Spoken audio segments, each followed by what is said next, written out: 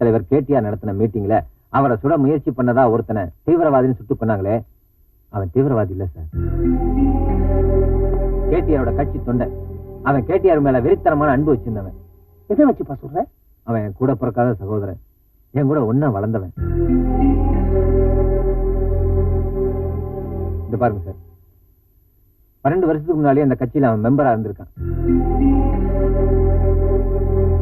இது கேடிஆரோட போன பர்த்டேக்கு ரவி தன்னோட ரத்தத்தாலேயே அவருக்கு பொட்டு வச்சது.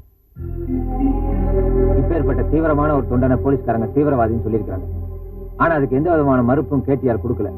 அதனால ரவியோட சாவுக்கும் கேடிஆருக்கும் தொடர்பு இருக்குன்னு நான் சந்தேகப்படுறேன் சார். அது மட்டும் இல்ல சார், பல ஆயிரக்கணக்கான ஜனங்க கலந்துகிட்ட பொதுக்கூட்டத்துல நூத்துக்கணக்கான போலீஸ் பந்தோபஸ்து கொடுத்த இடத்துல ஒரு தீவிரவாதியை போலீஸ் ஆபீசர் நினைச்சிருந்தா பிடிச்சிருக்க முடியும். ஆனா அவனை பிடிக்காம சுட்டு கொண்டு இருக்காங்க. அதனால போலீஸ் டிபார்ட்மெண்ட் மேல எனக்கு சந்தேகம். போலீஸ் டிபார்ட்மெண்டே அவனை தீவிரவாதின்னு சொன்னதுனால கேடிஆரும் ஒரு ஹையர் போலீஸ் ஆபீசரும் உங்க கவர்மெண்ட்டுக்கு கெட்ட பேர் ஏற்படுத்த முயற்சி செய்யறாங்கன்னு நான் நினைக்கிறேன். உங்க ஆட்சியில நீதி சாகக்கூடாது சார்.